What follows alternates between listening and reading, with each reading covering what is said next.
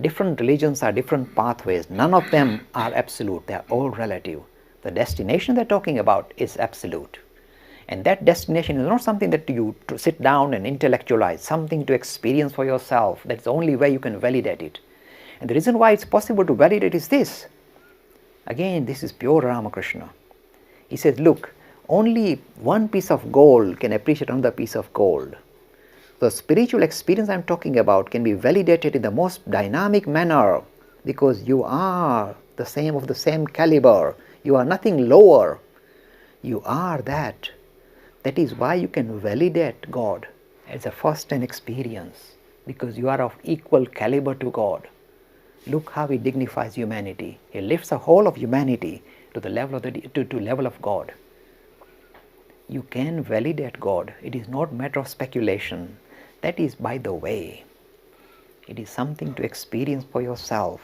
And until you hit this experience, you can never truly appreciate what religions are all about, what spirituality is all about. Again, the aim of life is not to believe and die, but to actually experience this spirituality for ourselves. This person has opened up the doorways of many different pathways for making spiritual progress. He's reconciled them so they are not at loggerheads with each other. He's reconciled them.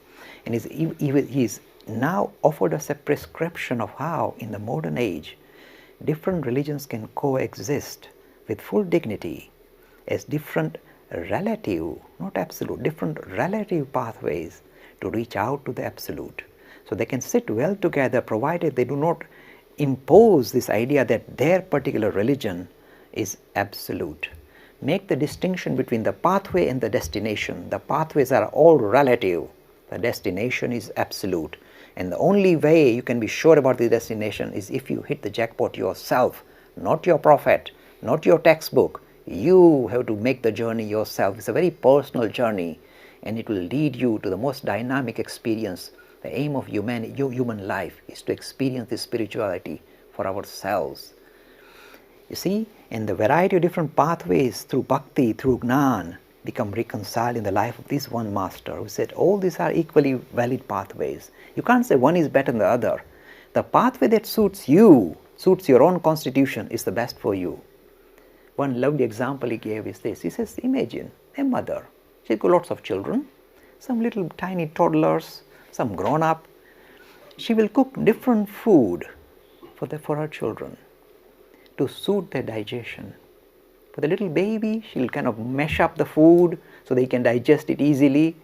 In the same way, this Mother Goddess offers you different pathways, and you choose the pathway. She'll give you the pathway that suits your constitution, your digestion system. You see this marvelous kind of vision, of broad vision of spirituality, different pathways. And there is one lovely saying with which I'll conclude this talk.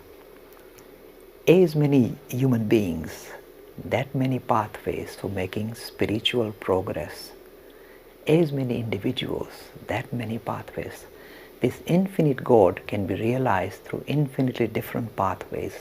No one pathway is better. The path that suits your own individual needs is the best for you. Adopt it and go to your destination rather than fight about which path is better.